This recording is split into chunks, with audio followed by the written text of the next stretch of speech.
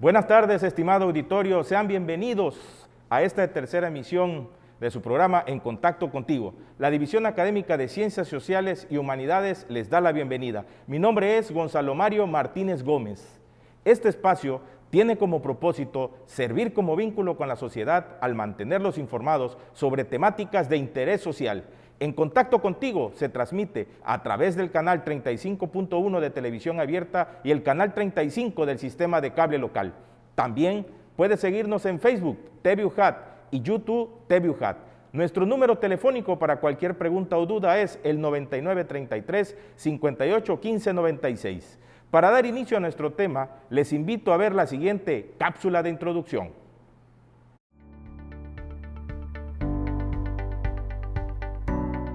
Movimientos sociales en México. Un movimiento social es aquel que está conformado por un grupo de individuos que se unen entre sí con la finalidad de alcanzar un propósito que consiga evitar, anular o lograr cambios fundamentales sociales, utilizando para ello diversas estrategias, formas de organización y acciones colectivas que conlleven a encontrar respuestas de los problemas que están planteando en sus demandas sociales, puesto que al no encontrar soluciones en un sistema de gobierno, inician su protesta a fin de conseguir sus postulados sociales. Una aproximación al tema la encontramos en el artículo El concepto de movimiento social, acción, identidad y sentido, de la socióloga Marisa Revilla Blanco, quien define el movimiento social como el proceso de reconstitución de una identidad colectiva fuera del ámbito de la política institucional, por el cual se dota de sentido a la acción individual y colectiva. En dicho texto nos explica que frente al concepto de comportamiento colectivo, situamos el concepto de acción colectiva como acción conjunta de individuos para la defensa de sus intereses comunes, toda vez que para que se pueda hablar de un interés colectivo y del desarrollo de unas expectativas, es necesario referirse a un proceso de identificación en el cual se articula un proyecto social que da sentido a las preferencias y expectativas colectivas e individuales. En este sentido, en nuestro país han surgido diversos movimientos sociales que han modificado en la administración pública de un gobierno el rumbo de las políticas económicas, sociales, culturales y educativas, entre otras, puesto que las políticas públicas son todo lo que un gobierno decide hacer o no hacer.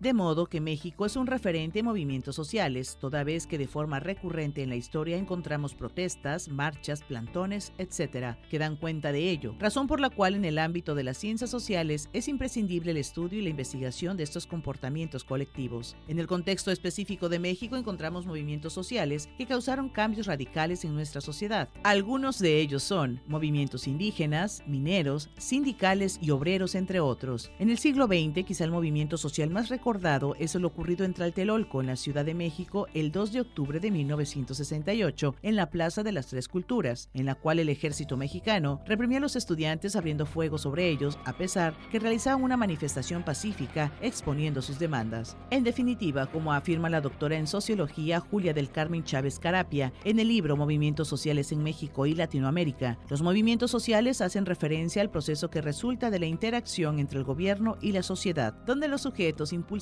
una lucha social a través de prácticas participativas que responderán en un primer momento a la satisfacción de las necesidades básicas y sociales, después trascienden para convertirse en formas diversas de participación social o política que guían procesos, valores, actitudes y conductas en el espacio de lo público, para el ejercicio de derechos civiles, políticos y sociales.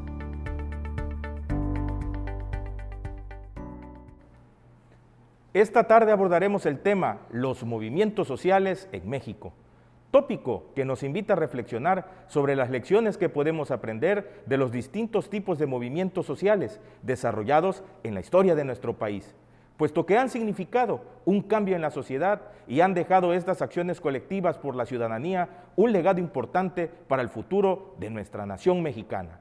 Un movimiento social surge cuando un grupo de personas que comparten la misma ideología, creencias o paradigmas ante la presencia de una situación que consideran representa un problema para ellos de carácter económico, político, social o cultural, por sentirse agraviados, empiezan a realizar acciones con la firme intención de transformar el acto o hecho que le causa perjuicio a fin de resolver la contrariedad, hasta obtener sus demandas. Es un gusto darle la bienvenida a nuestros invitados, el licenciado Héctor Valencia Reyes y al licenciado Ricardo de la Peña Marshall. Sean bienvenidos a este su programa En Contacto Contigo. Y para empezar, bueno, queremos preguntarle a nuestros invitados, porque es un gusto tenerlos aquí con nosotros, para ustedes, ¿qué es un movimiento social? Adelante, maestro Héctor. Bueno, mira, la historia social ha estudiado desde hace más de 50 años los movimientos sociales.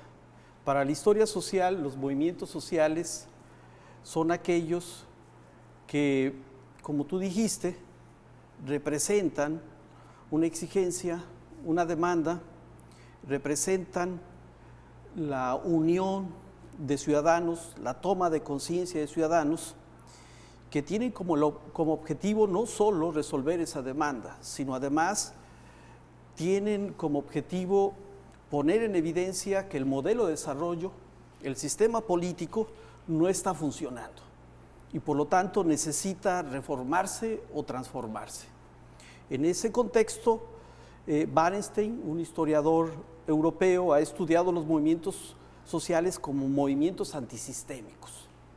En el caso de México, varios historiadores, antropólogos, sociólogos han estudiado los movimientos sociales, yo diría desde el 58, de una manera más abierta y más profunda, desde el 58, porque en aquel entonces José Revueltas escribe un libro que se llama Ensayo de un proletariado sin cabeza, donde analiza qué fue lo que pasó con el movimiento que reprimió el Estado mexicano, de maestros, de electricistas, de petroleros, de enfermeros, de médicos, etc. Y a través del tiempo se han realizado diversos estudios sobre los movimientos sociales y hoy podemos estudiarlos por áreas muy específicas. Por ejemplo, los movimientos campesinos, los movimientos indígenas, los movimientos de mujeres, los movimientos estudiantiles, los movimientos obreros, etcétera, etcétera.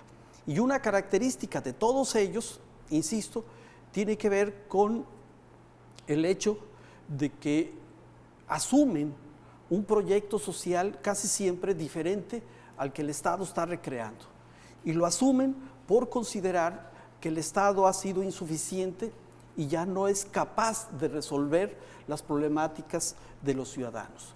Comúnmente la mayoría de movimientos sociales, cuando cuestiona al Estado, señala el carácter autoritario del Estado, el carácter represivo, la impunidad que se reproduce dentro del Estado, la corrupción y desde luego el control que el Estado ejerce sobre las instituciones y sobre las áreas del desarrollo social del país que son coyunturales, que generan que los obreros tengan salarios mínimos, que generan que aumenten los impuestos, que generan que los empresarios o las transnacionales evadan impuestos, tengan enormes ganancias, etc. Y eso implica hablar de que el movimiento social está enfocándose a aspectos que tienen que ver con la justicia social.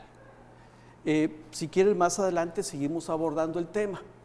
Difícilmente podríamos hoy en día caracterizar un movimiento social que no tenga la intencionalidad de modificar la estructura social y que no tenga un proyecto y una alternativa para modificar la estructura social.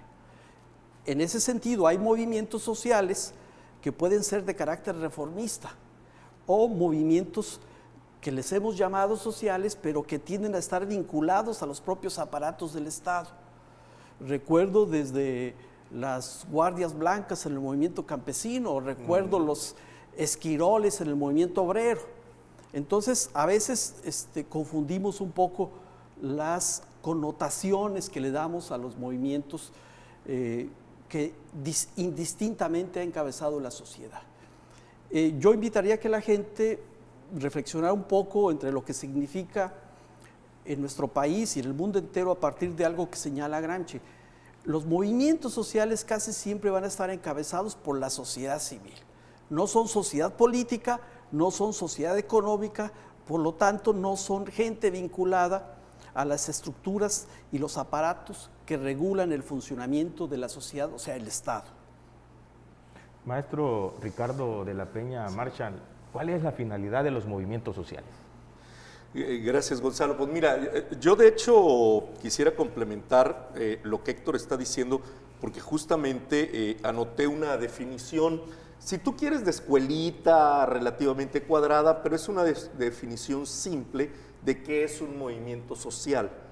En el campo político de la palabra, el término se utiliza para referirse a un grupo transitorio de personas que buscan la defensa ocasional de un principio, una tesis o de un orden determinado de intereses.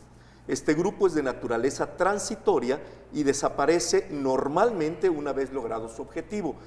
No siempre desaparecen, pero en la mayoría de los casos son absorbidos por el mismo sistema al que buscan reformar. Ese es un movimiento social. En cuanto a la finalidad de los movimientos sociales, tengo que decirte que también lo anotamos por acá. A ver. Aunque ahí habría que precisar Aquí está. que hay distintas perspectivas sociológicas. Sí, claro. Por ejemplo, el funcionalismo ve a los movimientos sociales como aquellos que cuestionan la funcionalidad eficiente del sistema y que por lo tanto buscan que el sistema se recomponga. Pero la mayoría de movimientos sociales efectivos lo que quieren es transformarlo. Y bajo esa lógica, un movimiento que busque y tenga demandas contrarreformistas que no sean de avanzada no puede ser considerado como movimiento social. Ahí es importante fijarse eso. Es decir, los movimientos que en México encabeza el PAN o los movimientos que encabezan todos aquellos que sostuvieron el sistema político mexicano los últimos 70 años, ¿pueden llamarse reformistas? En la mayoría de los casos no. ¿Pueden llamarse transformadores? En la mayoría de los casos no, porque ellos están defendiendo un status quo, un modelo de desarrollo, un sistema. Y precisamente el movimiento social dice, ese status quo, ese sistema, ese modelo de desarrollo ya no es suficiente. Entonces vamos a transformarlo. Y ese sería un poco el ideal o la utopía del movimiento social. Aunque ustedes han de saber que la posibilidad de que el actual gobierno haya sacado 30 millones de votos o más tiene que ver con el hecho de un pacto que hay con la mayoría de organizaciones sociales y movimientos sociales y que se dio hace 3 años. No sabemos en qué estado del arte o en qué estado de las cosas se encuentra ese pacto actualmente. O hasta dónde llegó. Hasta dónde llegó, pero los movimientos sociales se conservaron. Los movimientos ecologistas, los de defensa de la tierra, del bosque, etcétera, siguen existiendo. El movimiento obrero logró a partir de ese pacto una reforma a la Ley Federal del Trabajo significativa, el aumento al salario mínimo, etcétera, etcétera. Pero posiblemente otros movimientos no vean que se han cumplido sus expectativas y por lo tanto siguen manteniendo una distancia del actual gobierno. Es que como en todo acuerdo, siempre hay ganadores y perdedores, y en este caso, con toda la gran maraña de acuerdos que hubo que hacer para que la cúpula llegara al poder, es definitivo que históricamente estamos tomando el registro de que van a haber ganadores y perdedores. Ganadores van a ser básicamente los que están en las ciudades y los que atacan al estrato más bajo, es decir, al eslogan de la campaña, ¿no? Al llegar todo por los pobres. Sí. Primero Maestro los pobres. Ricardo. Entonces, en ese sentido, sociológicamente estamos hablando de que va a haber ganadores y perdedores, pero históricamente también. Y además, si hacemos un análisis de la historia, nos vamos a dar cuenta que aunque haya pactos y haya todo, siempre va a haber ganadores y perdedores. Y en este caso específico podemos poner el caso de Venustiano Carranza. Venustiano Carranza jala a los obreros y organiza la Casa del Obrero Mundial. Le sirven para los propósitos electoreros, y así lo digo tal cual, electoreros que él necesitó en su momento, e inmediatamente después los garrotea, los encarcela, los trata de disminuir. Los traiciona. Los traiciona. El resultado es que hay organizaciones que se fundan con la anuencia de Venustiano Carranza y 100 años después están resurgiendo como respuesta a las nuevas necesidades de cambio del país. Entonces, pareciera absurdo que movimientos obreros que se generaron hace 100 años, que quedaron dormidos durante el prianato, están resurgiendo con la modificación, la cuarta transformación del país. Entonces, resulta que la política también juega mucho en este ir y venir de ideas y demás. Pero Maestro adelante. Sí, maestro Ricardo, ¿Los movimientos sociales entonces generan ideologías y utopías? Creo que más bien al revés, los movimientos sociales se generan por utopías, básicamente. ¿Por qué? Porque se venden, como han criticado ahora mucho, que se venden espejitos, pero en realidad lo que vendes son expectativas en un movimiento social. Bueno, yo tengo una opinión un poco diferente. Miren, Adelante. los movimientos obreros a través de la historia surgen por una cuestión muy sencilla, porque los trabajadores son explotados. Los movimientos campesinos surgen por una cuestión muy sencilla, porque se les despojan sus tierras, les impiden organizarse, pero además les generan procesos de represión o de aniquilación. Podemos hablar, si quieren, de los movimientos indígenas, podemos hablar de los movimientos de mujeres.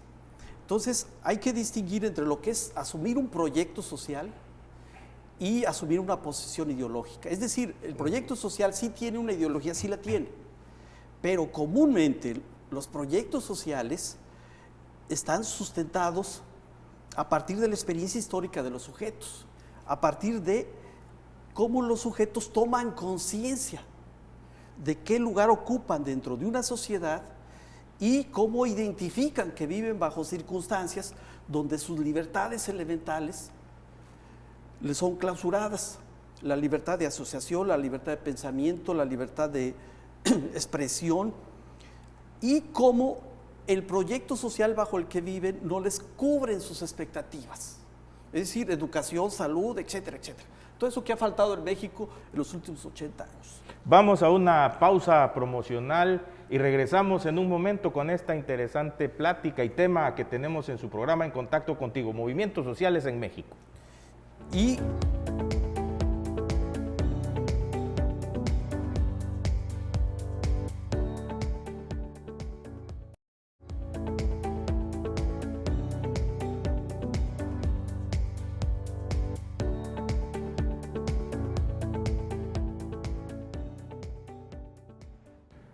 continuamos aquí en su programa En Contacto Contigo. Les recordamos que estamos con un tema tan interesante como es el de los movimientos sociales en México.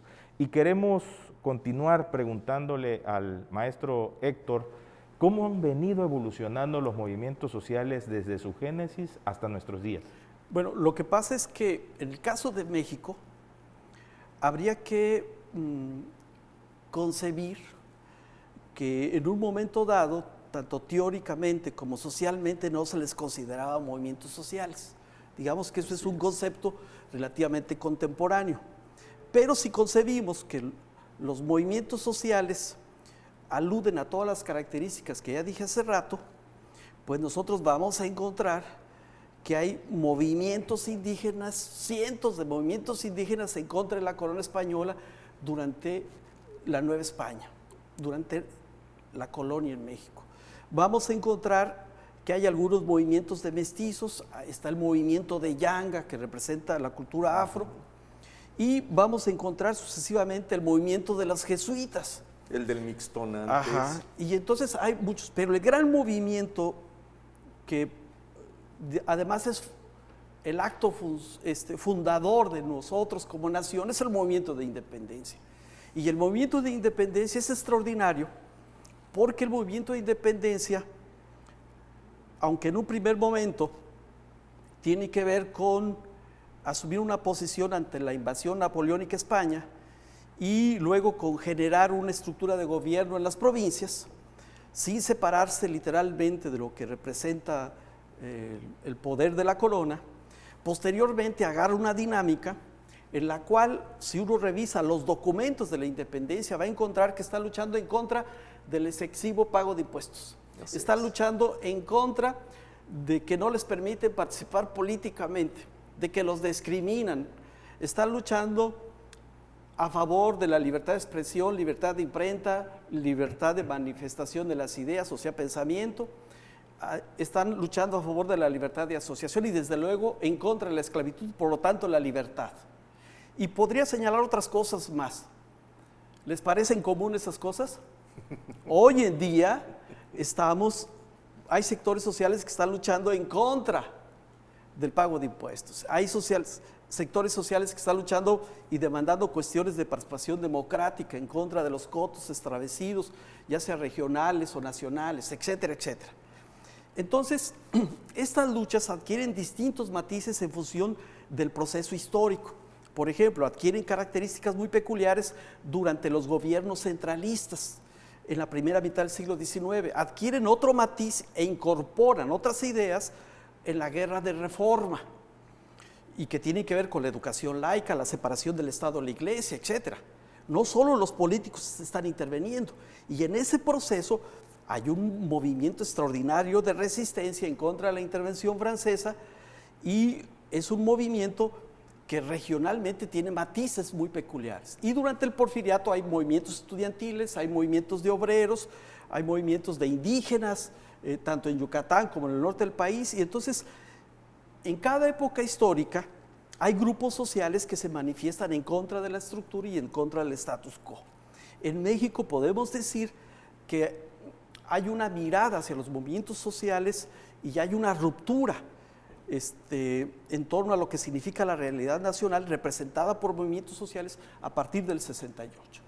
Y a partir del 68 entonces empezamos a conceptualizarlos de manera diferente y empezamos a establecer criterios de análisis que nos permiten empezar a pensar incluso desde las regiones los movimientos sociales y empezar a pensarlos desde tipologías y caracterizaciones muy específicas. O sea, la diferencia entre un movimiento campesino, como decía Marshall, que tiene vínculos urbanos, y un movimiento indigenista son cosas diferentes.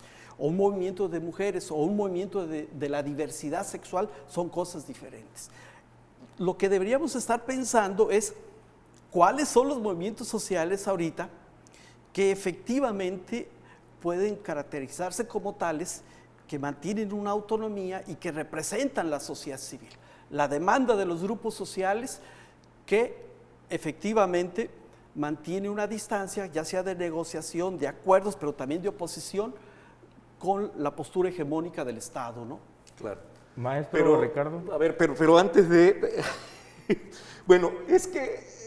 Bueno, Héctor lo está diciendo desde uno de los planteamientos que se establece la lectura de este país, pero este país no es nada más blanco y negro, hay muchas tonalidades de grises que desgraciadamente no nos han hecho ver a lo largo de la historia. Y entonces vemos los buenos y los malos, o sea, blanco y negro, y no vemos más allá, porque además ese es el producto que nos han vendido. Para empezar, los procesos sociales en México, hay que decir que el proceso de independencia es una explosión social unipersonal o de un grupo muy pequeñito, porque su pellejo está en juego, y es el movimiento 303 buscando la independencia. Desde la Guerra del Mistón, cuando por poco y desaparecen tanto los castellanos como los criollos, desaparecen de la naciente Nueva España, estamos hablando 1545 a 1570 más o menos, pues hay una verdadera masacre de los grupos indígenas en contra de los castellanos y de los criollos. Entonces, desde ahí mismo, bueno, desde el mismo movimiento de los Martín Cortés, el legítimo y el ilegítimo, hay una serie de azonadas y de levantamientos para buscar la independencia de una región que empieza a organizarse política y económicamente, y en lo administrativo en general, que empieza a organizarse. Por eso creo que en realidad los procesos, los movimientos sociales en México empezaron siempre de manera muy personal. Por eso es muy significativo que alguna vez a la silla presidencial le llegaron a bautizar como la silla embrujada, y Zapata por eso no se quiso sentar en ella. Villa sí se sentó y se rió y dijo que la maldición no lo iba a alcanzar, y finalmente lo alcanzó, cuando Villa sí representaba un movimiento social como Zapata lo representaba, como el mismo Carranza también representaba un movimiento social, ¿no? Pero empezamos mal y seguimos mal. Seguimos pensando que los movimientos sociales en este país, desde su origen mismo como tal, es decir, desde el momento de la conquista, ¿sí?, son unipersonales. Y decimos, sí, es que ese es el líder que nos representa a todos. No, siempre aceptamos que haya un líder, como Napoleón también en su momento, y los enciclopedistas criticaron mucho esa imagen y sin embargo Napoleón se montó en su caballo blanco y mantuvo la idea. Entonces, los movimientos sociales no son personales. Sin embargo, siempre hay alguien que se para el cuello y que se monta en el movimiento y que obtiene privilegios personales. Y lo vemos en el caso específico de Santa Ana. ¿Cuántas veces Santa Ana no encauzó movimientos sociales reales? Porque fue contra la iglesia, contra los impuestos, a favor de la iglesia, a favor de los impuestos, a favor y en contra de tantas cosas, y siempre estuvo de un lado y del otro, y en medio y en diferentes tonos, y hizo, deshizo, pero siempre representó a un grupo con un movimiento social. Entonces, en México, los movimientos sociales reales como tal, los contaríamos con las manos los que han fructificado, porque incluso Movimiento del 68 y Movimiento del 71, y antes de abordar eso, diré que Movimiento del 68 nos impacta porque nos pega a nuestra generación, porque vemos los resultados. Pero Movimiento del 68 no es un movimiento espontáneo, no es una explosión social como nos han querido vender. Movimiento del 68 es un proceso histórico que se origina con los ferrocarrileros y los diferentes movimientos que tienen que ver con que Obregón vendió, con los tratados de Bucareli en 1920 y tantos, vendió los derechos de este país de construir locomotoras. En 1942 se construye la última locomotora y empieza a cortársele los caminos al ferrocarril. Entonces, los ferrocarrileros de Vallejo, que se organizan sindicalmente, que están exigiendo sus derechos sociales, son los que se van a enfrentar al sistema. Y Vallejo y los suyos van a empezar a mover conciencias sociales, como ya lo decía Héctor, a través de ¿quiénes?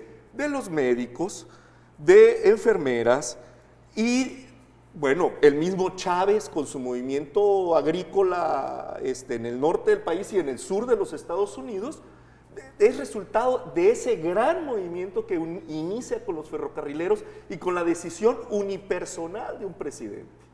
Entonces, estamos hablando de que en realidad 68 es eso, la explosión, pero de un proceso muy largo que se venía arrastrando en el país, que no se había tenido ni la capacidad política ni la capacidad intelectual en el país para poder conjuntar las fuerzas, absorberlo y hacerlo productivo para el sistema. Cosa que sí sucede con los movimientos del 68 y del 71. El halconazo y la muerte de los estudiantes y muchos otros más en el 68 va a construir la capacidad del Estado de absorber los liderazgos e integrarlos al sistema. A muchos literalmente, y aunque no les guste, a muchos se les compró con puestos, con canonjías, con posiciones, con privilegios, con lo que tú quieras, pero se les absorbió el sistema. Y esa es una de las labores que Luis Echeverría Álvarez genera como presidente del país. Sociológicamente los integra al sistema para que se vayan calmando. El resultado hoy los tenemos. Yo tuve de compañero en la Cámara a uno de los máximos representantes del movimiento del 68 y aún sigue peleando el 68. ¿Y cuántos años tiene del 68? Y se ha ido, te digo, de alguna manera se han ido absorbiendo el sistema y se han convertido en representantes de ideologías o de grupos con problemáticas específicas, pero solo en el ámbito oficial.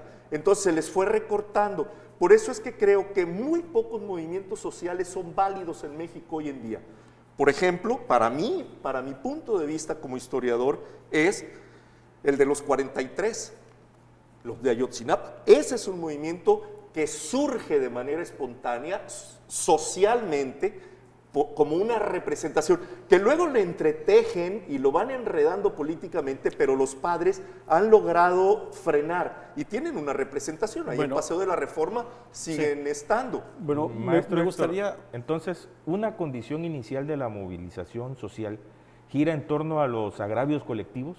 Claro, sí, claro. Por eso es que podríamos decir, como dice Ricardo, que la mayoría de los movimientos sociales adquieren cierta legitimidad, porque precisamente sobre la experiencia de los sujetos que los encabezan o que son miembros de ellos, hay toda una serie de experiencias, vivencias, sufrimientos que de alguna manera los llevaron a organizarse y que tiene que ver con el hecho de que han vivido bajo circunstancias de exclusión en las que no han podido cumplir sus expectativas de vida básicas.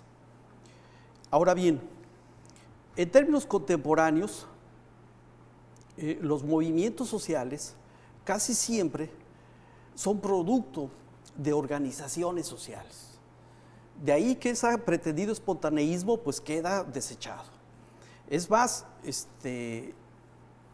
yo todavía tengo vínculos, porque yo fui representante estatal del movimiento Yo Soy 43. Y entonces nosotros no hemos roto con los vínculos. Y yo le puedo decir a Ricardo que en el Encuentro Nacional de Estudiantes de Historia de San Cristóbal se llegó a un acuerdo con todas las delegaciones nacionales de apoyar a los compañeros normalistas de Ayotzinapa. Y se construyó una red antes de las manifestaciones. Y también podríamos decir, aquellos que tuvimos alguna experiencia con los movimientos estudiantiles, que la relación entre los miembros de los movimientos sociales casi siempre es horizontal. Es decir, el concepto de líder pertenece a una idea de lo que fue el sindicalismo charro, de lo que fue el movimiento campesino blanco, o sea, que se vendió al gobierno. En los movimientos sociales existe una cosmovisión, una lógica, una forma de pensar en la que se concibe la democracia y las relaciones horizontales a través del voto directo en asambleas para decidir qué se hace y qué no se hace. Es cierto, en México surgió una subcultura, así la llamamos, de los movimientos sociales, de gente que establece demandas sociales para presionar al sistema, para negociar con el sistema y recibir canonjías de las instituciones. Entonces, si alguien participa en un movimiento social y de repente lo vemos que el Estado lo premia, de repente vemos que el Estado lo apoya con un proyecto, ahí ya se burocratizó desde la lógica de quienes participan en los movimientos sociales. Porque tú no puedes aspirar a transformar ese estado de cosas y al mismo tiempo recibir las canonjías o recibir migajas de ese estado. Y esa subcultura creció mucho en distintas regiones y en distintos sectores sociales, en los campesinos, los sindicatos, las organizaciones obrero populares. Yo también fui miembro de un movimiento social y una organización urbano popular en Jalapa, Veracruz en los 80s, y te puedo decir que los universitarios no tomábamos decisiones unipersonales. Llevábamos a las asambleas populares cualquier toma de decisión y estábamos preocupados por resolver cuestiones elementales que tenían que ver con la vivienda, los servicios públicos, etcétera. Pero también estábamos conscientes de que había que ir construyendo realmente alternativas y posiciones ante lo que era el modelo de desarrollo y alternativas que permitieran reformarlo, y estábamos conscientes de eso, o transformarlo. Y sabíamos que también había que llegar a las sindicaturas, a las presidencias municipales y que a los órganos de toma de decisiones para poder incidir de manera directa. En el caso de Tabasco, habría que reflexionar y profundizar eso que dijo Ricardo. ¿Qué tan reales han sido los movimientos sociales? ¿Qué tanto los líderes no se vendieron o traicionaron sus causas? ¿Qué tanto crecieron, se mantuvieron? Y aquí hay una palabrita muy significativa para los movimientos sociales. Los movimientos sociales pueden ser desplazados, relegados, marginados, achatados, reprimidos, pero se mantienen en lo que ellos llaman en resistencia. Y eso les permite permanecer 15, 20, 30, 40, 50 años. Sí. Vamos a una pausa promocional. En un momento continuamos aquí en su programa En Contacto Contigo.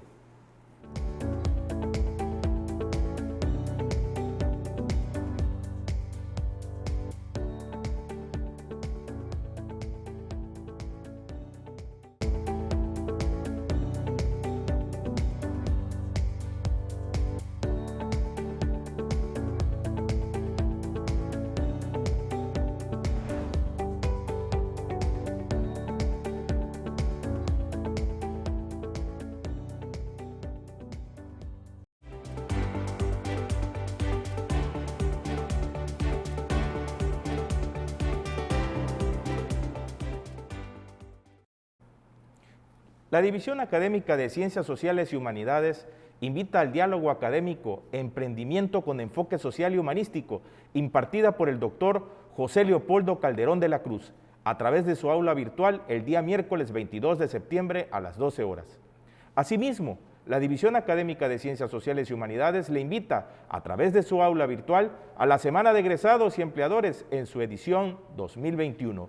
Este evento se celebrará del jueves 23 al viernes 24 de septiembre, en la cual se disertarán conferencias magistrales, habrá conversatorio de egresados y conversatorio de empleadores.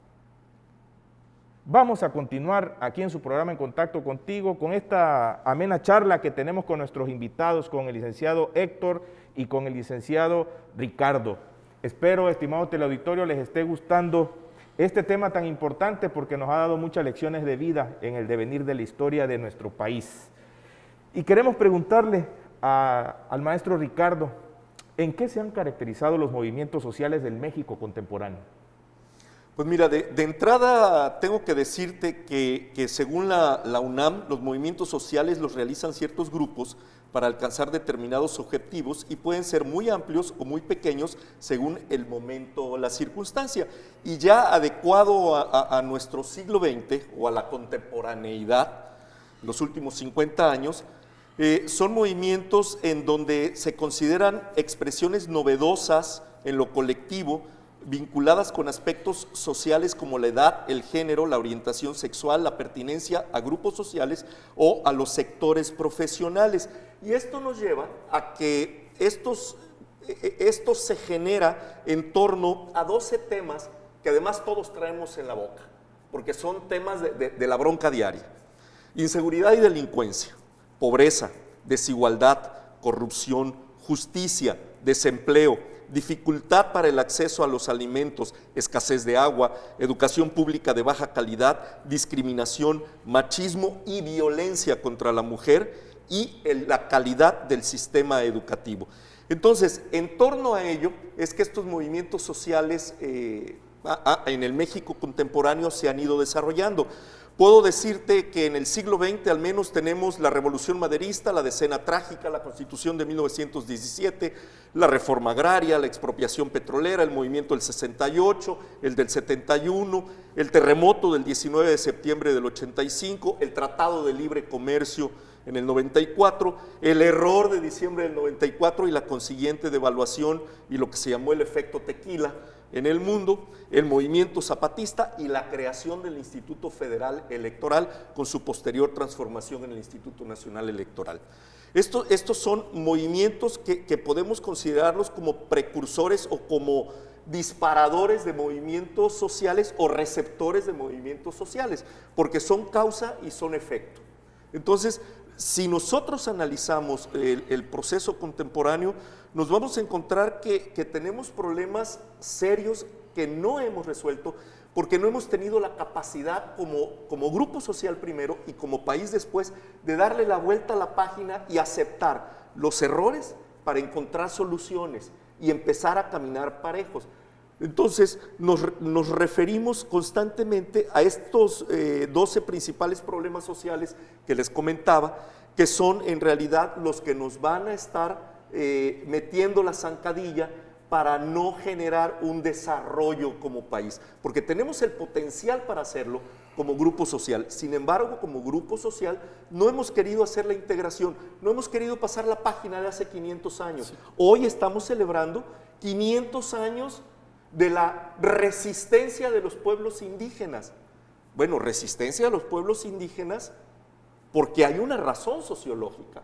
Los pueblos indígenas resisten ante el embate de una nueva estructura sociopolítico-económica y de una nueva mentalidad.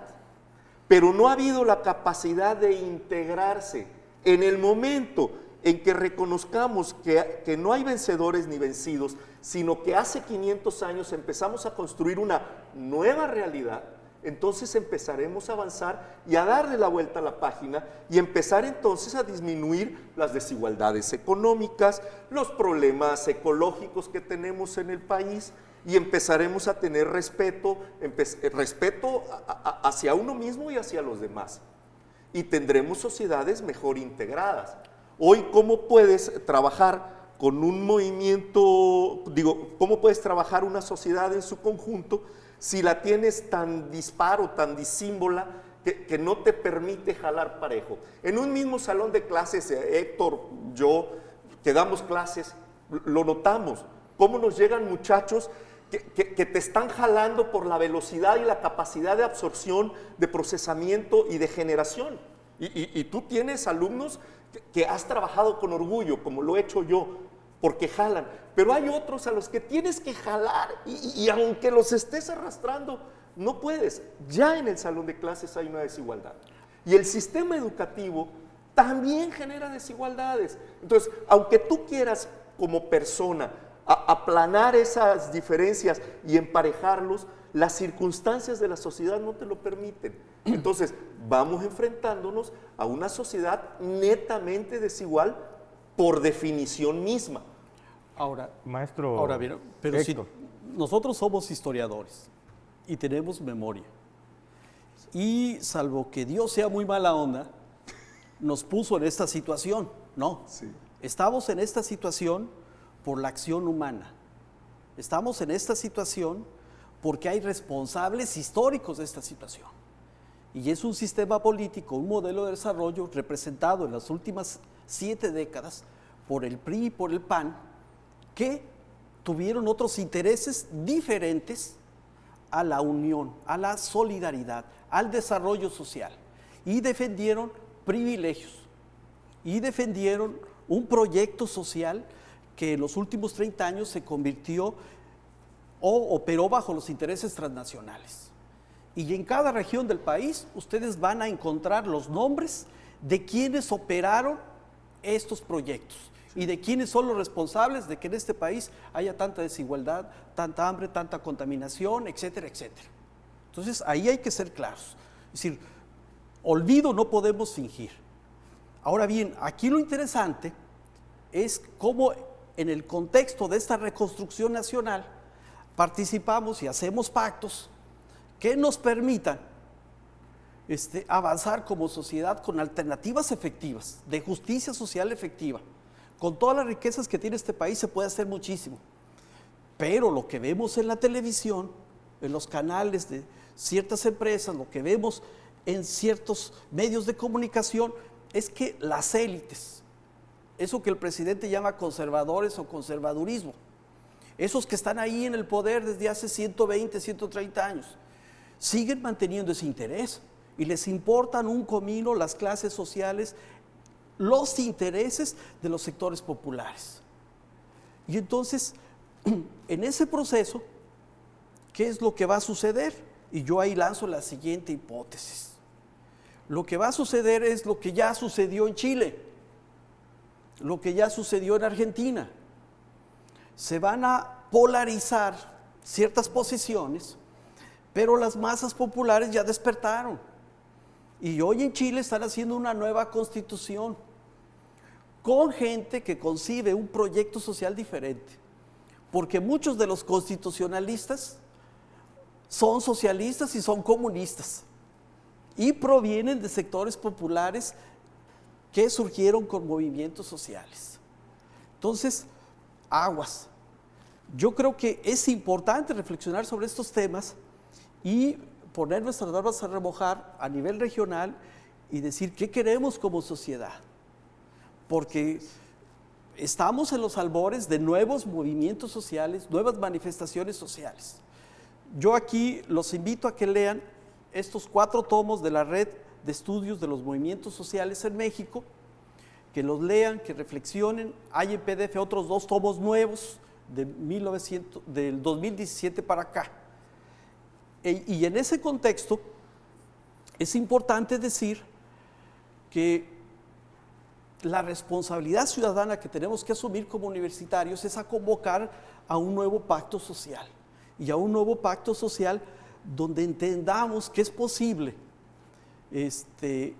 dentro de la lógica del liberalismo, porque yo no veo proyecto realmente alternativo, y el liberalismo que vemos que está en Islandia, está en Bélgica, está en Alemania, y está en Alemania con un desarrollo social propositivo, con bienestar social para la gente, etc. Y además abierto a cuestiones que tienen que ver con el cuestionamiento, la manifestación popular, etcétera, etcétera. Y entonces tenemos que madurar políticamente en ese sentido. Y a mí me parece que el gran reto es convencer a los actores políticos y a los políticos profesionales que viven de hacer política de que deben empezar a cumplir con su chamba. Y los ciudadanos tenemos que empezar a demandarles con la ley en la mano que cumplan su función en el Ejecutivo, en el Legislativo, en el Judicial. Maestro Ricardo, ¿qué movimientos sociales han tenido mayor impacto y resultados en nuestro país? Pues, en su opinión. Mira, si vemos los contemporáneos, nos vamos a referir 68, 71 el Halconazo, Ayotzinapa con los 43, pero también vamos a tener los movimientos LGBT+, que están muy ahora, las ideas progresistas que le llaman a este movimiento, que en realidad es mundial y que se está reflejando en México, son los que más impacto están teniendo, digamos, en los últimos 20, 30 años, porque de hecho, incluso, yo también plantearía aquí algo. Hoy presumimos de que tenemos más libertades que en el viejo régimen, pero hoy no se podría hacer un programa de televisión como se hacía en burla a la imagen presidencial en tiempos de Fox. Hoy no podrías hacer un programa de televisión de ese tipo. El resultado es que la mayoría de los comunicadores que representan al régimen del pasado o están exiliados o están en la cuerdita por una o por otra razón. Entonces, como sociedad estamos polarizados, efectivamente, muy polarizados. Y la polarización no lleva más que a ahondar las desigualdades y las diferencias, no a tejer. Y necesitamos tejer un entorno social estable para producir. Yo ahí pienso contrario, Porque, opuesto. o sea, tenemos que reformar. Yo estoy también de acuerdo contigo. No. Hay que reformar. Sí, pero no dividiendo. Porque si dividimos, vamos a seguir acentuando las diferencias. ¿Quiénes han sentido esa división? Las élites y los grupos ultraconservadores.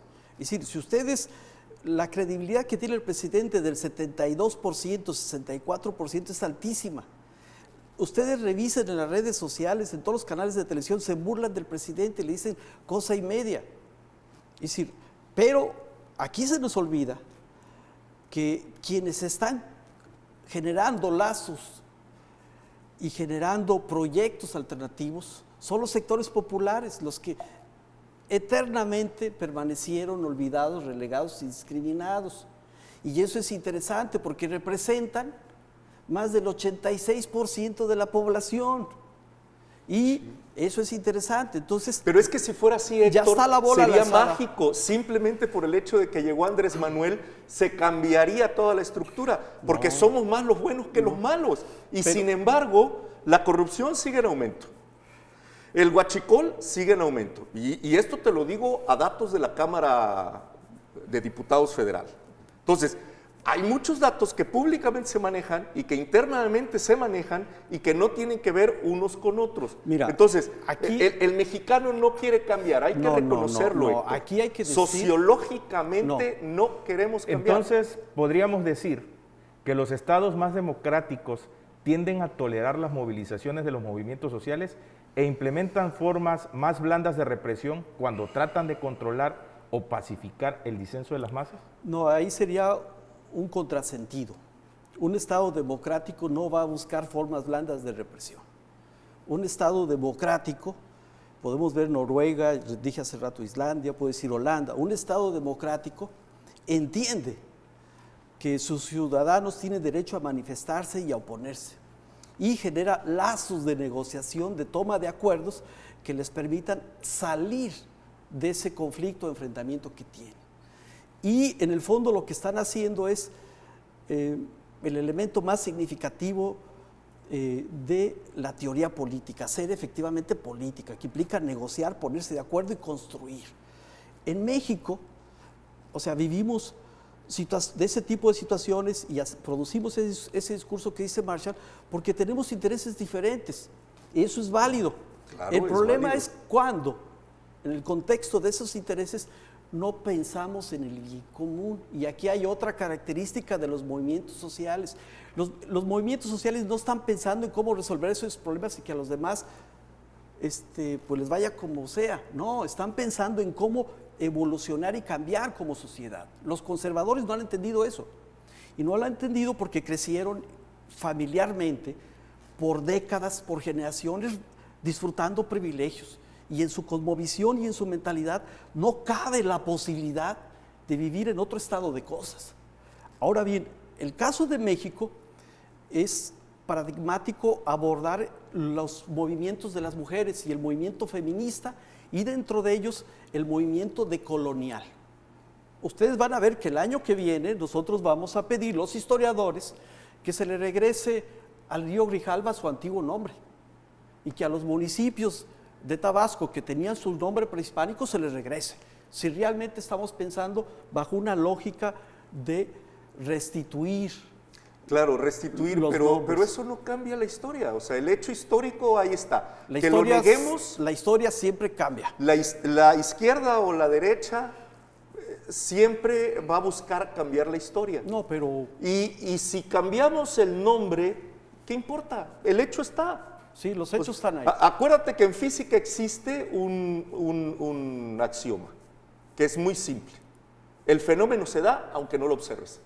Sí, también entonces, en las en la ciencias historia, sociales. el que, por ejemplo, ahorita lo que están peleando con la estatua de Cristóbal Colón, que si se pone Cristóbal Colón, que si se pone una diosa indígena, o sea, es absurdo, pero bueno, en fin. Interesante charla, esperemos puedan acompañarnos en otra emisión aquí en su programa En Contacto Contigo. Lamentablemente tenemos que despedirnos y agradecemos la presencia a este programa de la División Académica de Ciencias Sociales y Humanidades En Contacto Contigo a nuestros invitados, en la que pudieron compartir con nuestra audiencia sus conocimientos y experiencias. Sin duda, maestros académicos de reconocido prestigio de nuestra alma mater, muchas gracias. Y a ustedes, gracias por sintonizarnos. Les recordamos seguirnos todos los lunes a las 17 horas a través del canal 35.1 de Televisión Abierta y en el canal 35 del Sistema de Cable Local. También pueden seguirnos en nuestras redes sociales, en Facebook, TV UJAT y YouTube, TV UJAT. Muchísimas gracias.